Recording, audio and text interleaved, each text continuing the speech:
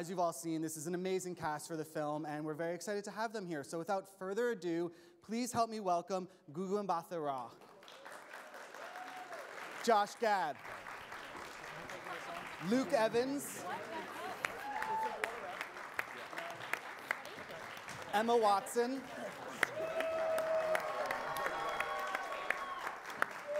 Dan Stevens,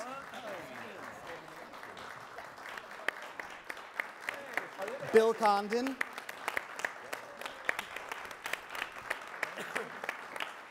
Audra McDonald, and welcome back to the stage, Alan Menken. Good. Thank you all so much for being here today. Congratulations on the film. Thank you. Bill, I'm going to start with you. Yeah. You know, the animated movie is, for so many people, their favorite film of all time. Yes. So when you approach adapting it for a live action, sort of what was the process for you? Get over the terror first, I think, you know. But then, you know, you just start with that basic idea. You're going to take it into a new medium, which is live action. They're going to be actors. Emma's going to be playing a character on real locations who has to fall in love with the beast. So all the behavior, which is, you know, let's face it, an animated film is sort of, you know, a little more exaggerated, has to come into reality. And that, once you start to investigate that, then you realize, wow, there are questions maybe you never asked before that you want to know about. How did Belle and Maurice wind up in this village where they're outsiders, you know? And that leads to then new songs, and suddenly you're creating something new. Yeah, we had these discussions. For me, sorry, you didn't ask me the question, but when Bill came aboard, we had meetings about what we add, and one of the things we talked about the music box moment and Maurice and getting into the backstory of how Maurice and Belle came to the town, and backstory for the Beast, how he became such a cold and callous young man, and also trying to root ourselves much more in time and place, 18th century France. And that really helped immensely. Well, Alan, working off that, you know, this is one film of a myriad of films that you've contributed amazing music to. I mean, it's sort of impossible to capture how much you've given people, you know, with the work you've contributed to these films over the years. And I'm curious what you think it is about them that makes them such universal stories for so many people. You mean all of them? Just, I mean, you can talk about this film specifically. Let's go one by one, Alan. We're going to get started. I mean, when I first came to Disney, I got to say, I thought of Little Mermaid first and foremost as Howard Ashman and my follow-up to Little Shop of Horrors. We were still working in, you know, for me, was working in musical theater. You know, these off-Broadway guys coming and bringing our skills to Disney. We don't calculate beyond telling the story and serving the characters and trying to give each of these projects its own unique musical stamp. And beyond that, it's just storytelling. And, you know, there's no more collaborative form than musicals. So, you know, I know they call it musicals and I'm the composer, but the truth is, it's a director, it's a choreographer, it's a lyricist, it's a book writer, it's a composer, it's an orchestrator, it's an arranger, it's a lighting designer, it's everything put together. So I think I benefited a lot also from the Disney Association, obviously. Absolutely. The films in general really speak to children in such a wonderful way. And Audra, I'm curious, as a parent, what do you like about what this Beauty and the Beast says to kids? Many things, but one thing that was really important to me, I mean, I said yes the minute that Disney called, because you say yes when Disney calls. So if they told me to, you know, we're going to sell churros in the park, I'd be like, yeah, I'm there. You know, it doesn't matter, we'll do it. But knowing not only did it have this incredible creative team, but that Emma Watson was going to be Belle, and knowing how much Emma has affected girls of my daughter's age, and my daughter is someone who now asks for people to donate money to charities for her birthday gifts instead of presents, and that's because of you, Emma. And so knowing full well, it is. So knowing full well that Emma was going to make sure that Belle was somebody who was independent, who was strong, who was educated, who was sticking up for girls and women. Who does all the rescuing in the film. That's why I knew it was going to be important for me to be a part of and for my kids to see. Absolutely. Well, Emma, Audra brings up an excellent point. You know, you've become a role model to so many young girls and women all over the world, and I know that growing up, Belle was someone you sort of looked up to. When you sort of began to sort of make her your own, what were sort of the things that you thought about in modernizing Belle? You know, it's just to start, I mean, it's really remarkable to play someone that I'm almost sure had an influence on the woman that I have become. I think, you know, watching Paige O'Hara sing Belle Reprise, you know, it's kind of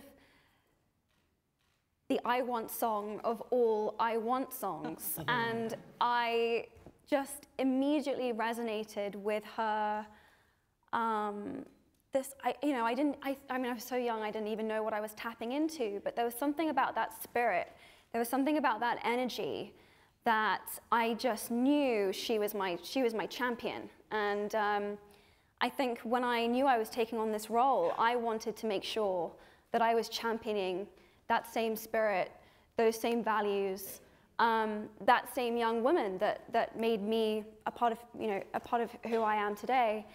And so, you know, every time we would address a new scene that Bill or Steve or Evan had put together, you know, I just kind of went, I just always had the original DNA of that woman in mind, and I had my fists up, you know, I was ready to fight because she was so crucial for me, and you know, it was just taking what was already there and just expanding it. And I love that in our version, Belle is not only, you know, kind of odd and doesn't fit in, and you know, you see her reading, and you see her not really a part of the community. In our film, she's actually an activist within her own community. She's teaching other young girls who are part of the village to read. And you know, moments like that where you could see her expanding beyond just her own little world and trying to kind of grow it, I thought I loved that, and yeah, that was amazing to get to do. You know, I think in bringing this to life, one of probably the biggest challenges would be creation of the Beast, because, you know, he's such a huge player. The physicality has to be so intense and large and specific. And I mean, I think the film does an amazing job, and Dan, you do an amazing job with that as well. And I'm curious, sort of, when you approached that, you know, there's so much there. You know, there's the face and the costume and the height. But I mean, did you approach playing him any differently than you would sort of, you know, any other character you've played?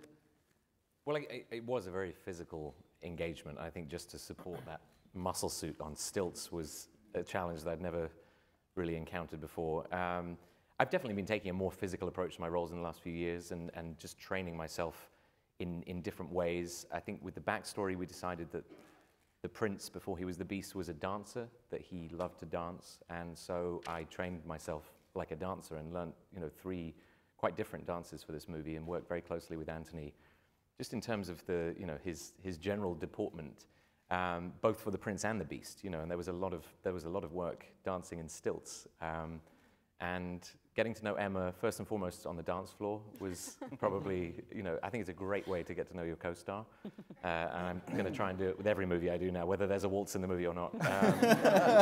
But no, I mean, the trust that Emma had to place in me that I wouldn't break her toes, and also it really became part of the, you know, that sort of crucial part of the title, really, the and the bit, you know, and that sort of the essence of a waltz being 2 people in this whirlwind, you know, and learning about choreography, really, the storytelling through dance, not just getting up and dancing, but actually, you know, really telling a very crucial part of the story and that big turning point.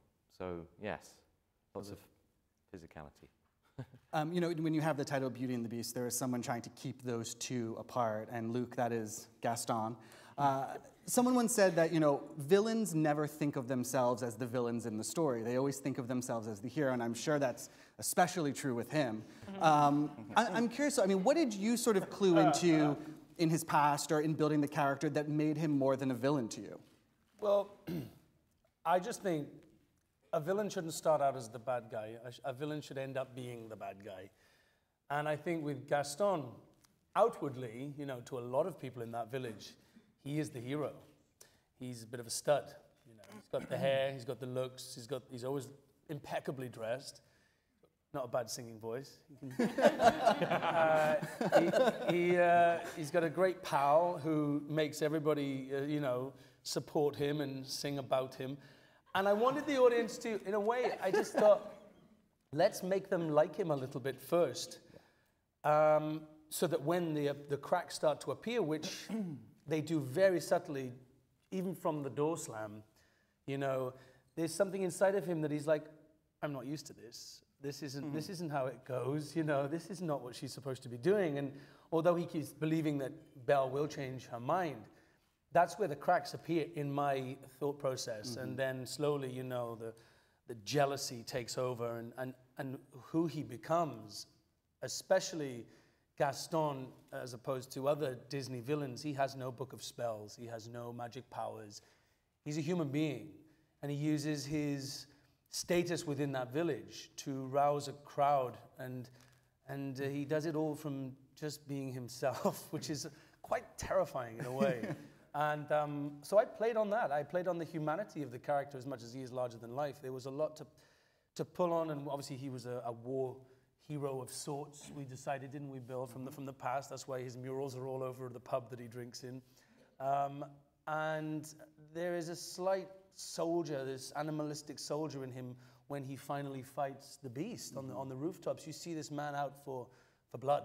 And it's a scary moment to see the arc of somebody who was the lovable buffoon of the village to becoming the beast, almost, the monster. Absolutely. Josh, we've seen you on Broadway, we've seen you in other musicals. We know you're very adept at singing and doing comedy.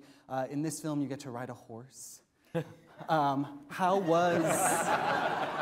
was the horseback riding for you? Can I get Audra's question?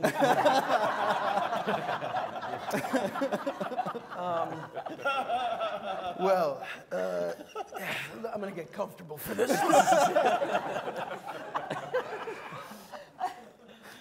So it's interesting. I learned a couple of great lessons on this movie. One of which is that Jews don't belong on horses.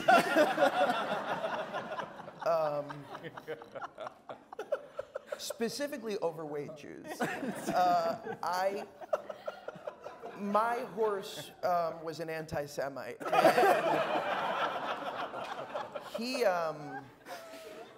interestingly enough, they would call action.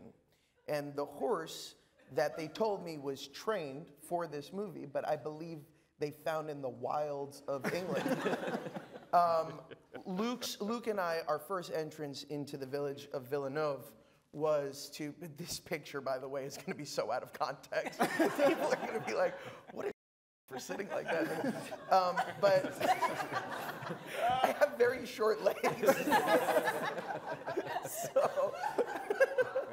So Luke and I are walking into the village on our horses, and on action, all our horses need to do is walk side by side. It's so simple. Luke's horse does it. The two of them worked on The Hobbit together, Three Musketeers, have this incredible background. We share a trailer. They share a trailer. Mine is a cold-blooded killer. And he proceeded to moonwalk. He walked backwards. Then he ran through multiple extras in the village, ran around, I didn't even know it was possible, but ran through these like pillars, around, up and back again. I heard cut, and I heard laughing. And the laughter was coming from the horse's trainer. And he came up to me and he goes, "I'm so sorry. I've never seen this happen before." And it was so sad. It made me feel so awful about myself. Ironically, my horse's name was Buddy. That is a true story. He's nobody's buddy. I'm begging Disney to press charges against him. And I've told my agents to never send me another script with a horse in it again. And unless it's on wheels. Unless it's on wheels. In the sequel to Beauty and the Beast, I drive a DeLorean. I'm liking these ideas. Well, I'm glad you're safe in here with us today. Gugu, I want to ask you, one of the most impressive things I think the film pulls off is it makes you really empathize and care about these inanimate objects. I mean, they're not inanimate, but they are objects. And for me, I think one of the most emotional moments of the film is when the curse is taking them over at the end and you're watching them say goodbye to one another. I mean, doing the voice work with that, I mean, how do you inject so much emotion into something, into a feather duster? Yeah, I mean, it was an interesting challenge, and I was so obsessed with the original Disney film. It came out when I was 8 years old, so I was kind of really excited to be a part of this. And for me, it was, working on the French accent. Both myself and Ewan had the same dialect coach, and then just playing in the studio with Bill, encouraging us to, embrace that sort of inner child and that real sort of let's pretend kind of freedom. And for me, having done a few serious roles that year, to be able to embrace the feather duster plumette and to also be able to really not be limited by your own face and your own body, that you can really, as I say, just play, was so joyful. And then again, when we all got to be on set for that transformation sequence, and all these legendary actors are there, and to be swirling around that Disney ballroom, it was just really, really magical. Absolutely. We're going to open it up to your questions in a minute, but before we do that, Bill, I have one last question for you. Sure. There's been a lot of talk about the sexuality of LeFou this week. Right. How do you feel about that? I'm going to go use the bathroom. I talked before about how we translate this into a live act. That means filling out the characters. It's also a translation to 2017, And what is this movie about? What has this story always been about for 300 years? It's about looking closer, going deeper, accepting people for who they really are. And in a very Disney way, we are including everybody. I think this movie is for everybody, and on the screen you'll see everybody. And that was important to me, I think, to all of us. Absolutely.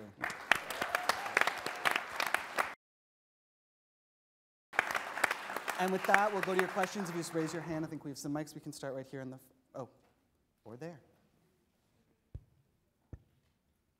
How do you feel about, how we put a value on knowledge in society? Gosh, where to begin? I mean, I think, first of all, thank you. I think that Belle is this ultimate kind of symbol of the fact that books can be rebellious. They can be incredibly empowering, liberating. They are a means to travel, you can travel to places in the world that you would never be able to, under other circumstances. And again, I was just really proud to play a character that, she has a certain earnestness about her, honestly. And she's not in any way kind of ashamed of that, and it's not easy being an outsider, and it's not easy to pick battles. It's not easy to try to move and work against a system, to work against the grain, to move against the status quo. But she does so with kind of this amazing fearlessness, and with the support of her father, but really I think it's something that she weathers on her own, really, at the end of the day. And it's just I just feel I'm very grateful that that this character exists, and that I get to bring her to life. It's fantastic. I hope I did an okay job of answering that. But. Thank you. For our next question, I think it's here. Tisha, and this question is for everybody. It's kind of a legend that the beast name's actually Adam, and it's not. The animators and everybody have said that. I'm over here. And so I was wondering what you guys would name him if you could name the prince, because his name is not Adam. I'd name it Prince Bill. Good. He's not called Adam? I didn't know that. Well, I called Dan for most of the movie. I just called him Beastie. Beastie. Hi, Beastie. Yeah. Sorry.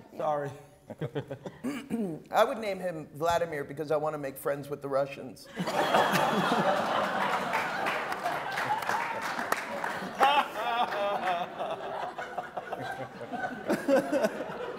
Any other takers? Next question. I think our next question is right here. Hi, my question is for Bill and Alan. I'm right here.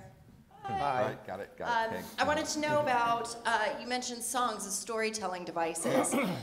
Working with Stephen and Evan to organically incorporate these into the film, how did that process work? How did you go about doing that? Well, you know, let's take one example instead of talking about all of them. The song Evermore, the song for the Beast, you know?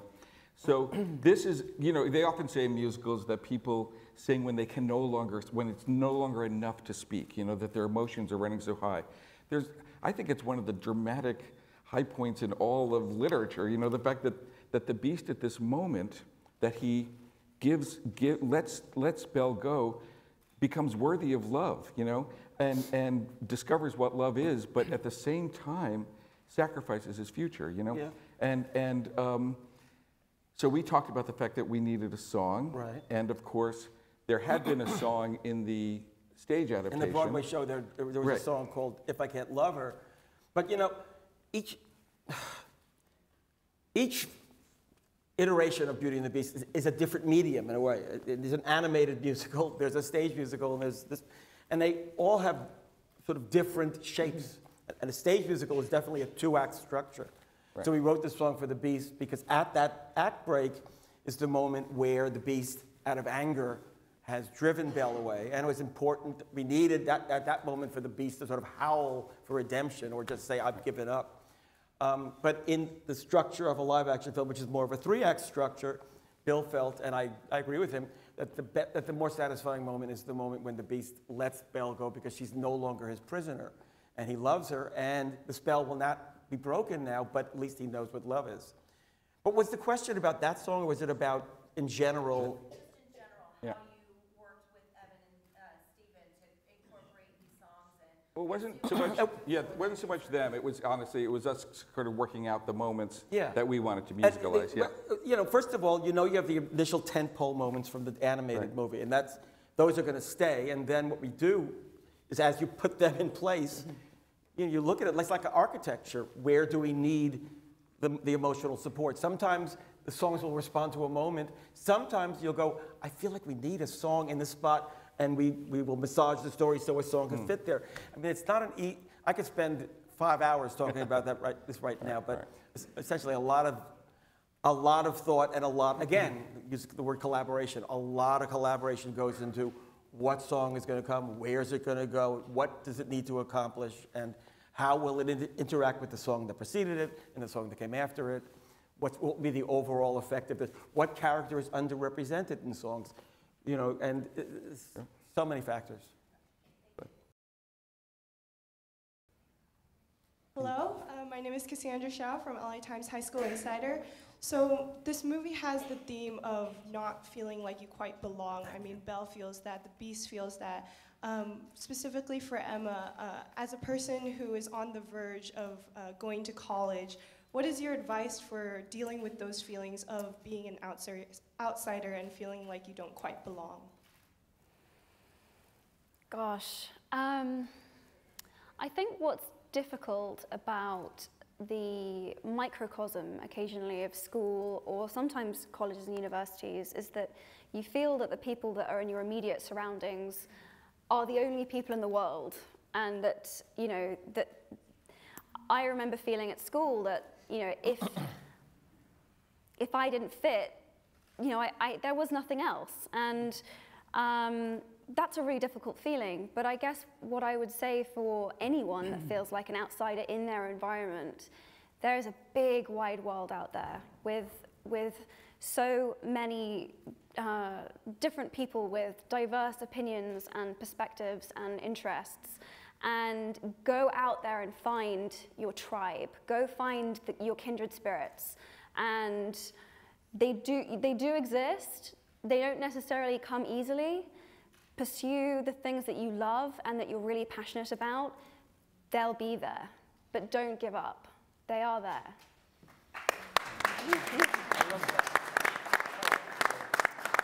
I believe our next question is right over here. This question right here is for any of the actors that want to comment. We all have these songs permanently in our brains, but when you look at them, they're very challenging. The turns of phrases are amazing.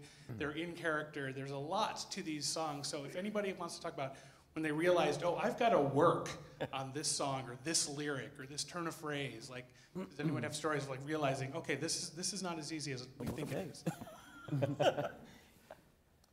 I remember first getting the call, and I immediately flashed back to being a kid. I was 10 years old. It was 1991, and I saw the movie in a small theater in South Florida.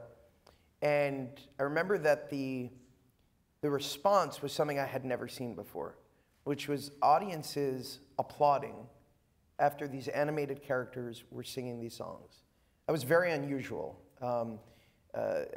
Prior to that, like, The Great Mouse Detective didn't have much applause when I saw this in the theater. And The Black Cauldron certainly did not. So, you know, what Ashman and Menken brought to the Disney library was hearkening back to a time of the Sherman Brothers, of, you know, the early days of Disney. And that was, for us, that was so a part of our childhood. Beauty and the Beast, Little Mermaid, and Aladdin, I cannot tell you how important that was. So I got nauseous. I was like, how am I gonna bring a song like Gaston to life? And I went into my office and I started singing it, and I literally started choking up, because you cut to like yourself as a kid, you think back to yourself as a kid, and you're like, oh my God, I'm doing this. Like, I'm doing this for real. And I'm gonna be the version that a lot of kids are going to see. And that was such a thrill. And my kids walked into the office and were so tickled that Daddy was singing this song that they know so well. And I thought to myself, this is gonna work. This is gonna work. We're gonna work at it, but we're gonna make it our own. And it was that first day that we did the table read that I remember watching Luke perform the choreography for Gaston. It took me a little longer to get it.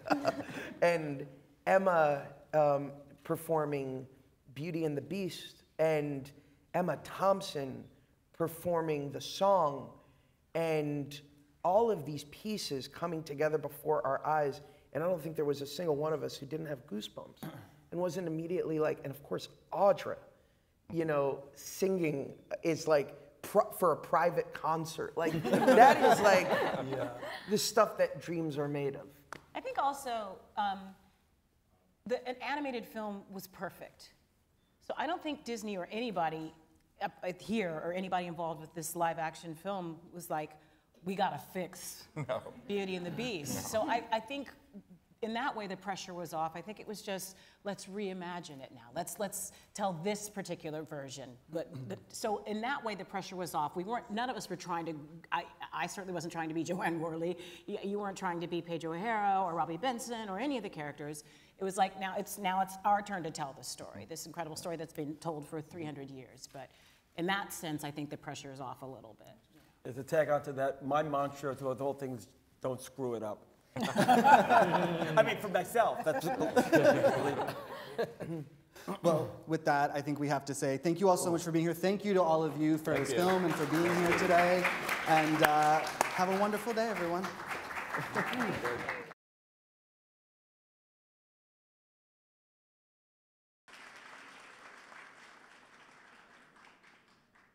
Hey, everybody. A few songs from Beauty, old and new.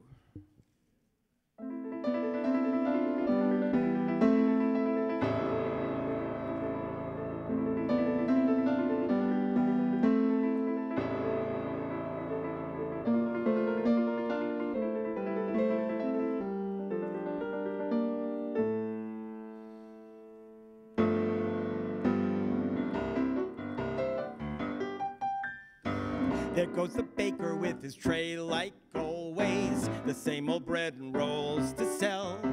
Every morning just the same, since the morning that we came to this poor provincial town. Good morning, Belle.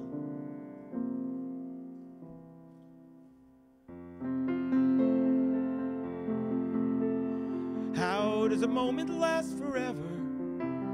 How can a story never die? It is love we must hold on to. Never easy, but we try. Sometimes our happiness is captured. Somehow a time and place stands still. Love lives on inside our hearts and always will.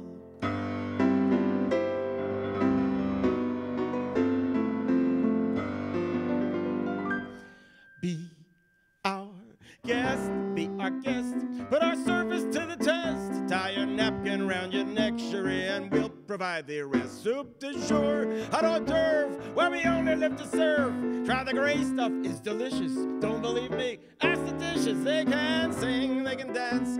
If they're all Mrs. France, and a dinner here is never second best. Go on, unfold your menu, take a glass, and then you'll be our guest. We are guests, be our guest. I was the one who had it all. I was the master of my fate. I never needed anybody in my life. I learned the truth too late. I'll never shake away the pain. I close my eyes, but she's still there. I let her steal into my melancholy heart. It's more than I can bear. Now I know she'll never leave me. Even as she runs away, she will still torment me, calm me, hurt me, soothe me, come what may. Wasting in my lonely tower, waiting by an open door. I'll fool myself, she'll walk right in.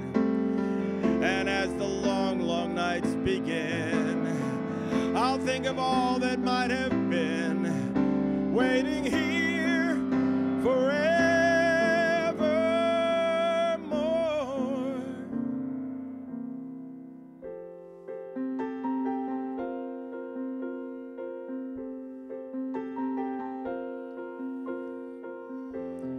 Tale as old as time, true as it can be. Barely even friends, then somebody bends unexpectedly.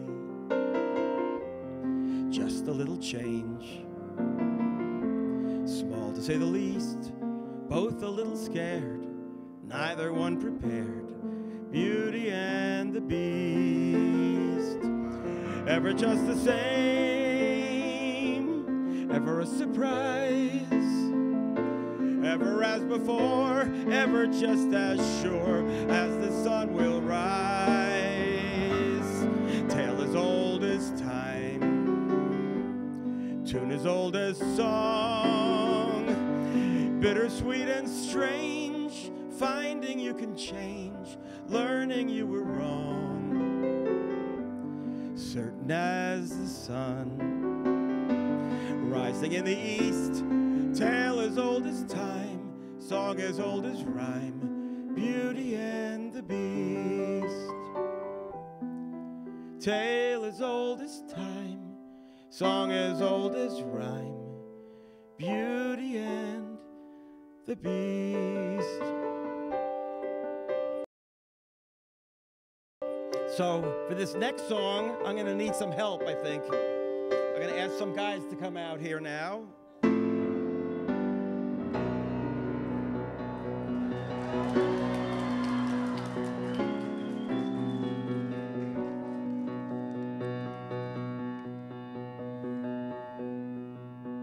Gosh, it disturbs me to see you, Gaston, looking so down in the dumps. Every guy here'd love to be you, Gaston, even when taking your lumps. There's no man in town as admired as you. You're everyone's favorite guy. Everyone's awed inspired by you, and it's not very hard to see why. No one's slick as Gaston, no one's quick as Gaston, no one's neck's as incredibly thick as Gaston, as a manly, I'll teach you this one day. perfect up your paragons, your line. You can tell any Tom, Dick, or Stanley, and they'll tell you whose team they prefer to be on. Who plays darts like Gaston? Who breaks hearts like Gaston? Who's much more than the sum of his parts like Gaston? As a specimen, yes, I'm intimidating. My, what a guy that Gaston! Thank you. I needed encouragement. Thank you, LeFou. Well, there's no one as easy to bolster as you. No one fights like Gaston, douses lights like Gaston. In a wrestling match, nobody bites like Gaston. When I hunt, I sneak up with my quiver. Ooh. And beasts of the field say a prayer. First, I carefully aim for the liver, and I shoot from behind. Is that fair? I don't care. No one hits like Gaston, matches wits like Gaston. In a spitting match, nobody spits like Gaston. I'm especially good at expectorating. 10 points for Gaston. When I was a lad, I ate 4 dozen eggs every morning to help me get large. And now that I'm grown, I eat 5 dozen eggs, so I'm roughly the size of a barge. Who has brains like Gaston, entertains like Gaston? Who can make up these endless refrains like Gaston? I use antlers in all of my decorating. Say it again. Who's a man among men? And then say it once more. Who's a hero next door? Who's a super success? Don't you know? Can't you guess? Asked his friends and his 5 hangers on. There's just one guy in town who's got all of it down. And his name's G-A-S-T. I believe there's another T after the first. I can't remember because of this week's news cycle, which has been very distracting to me. Gaston!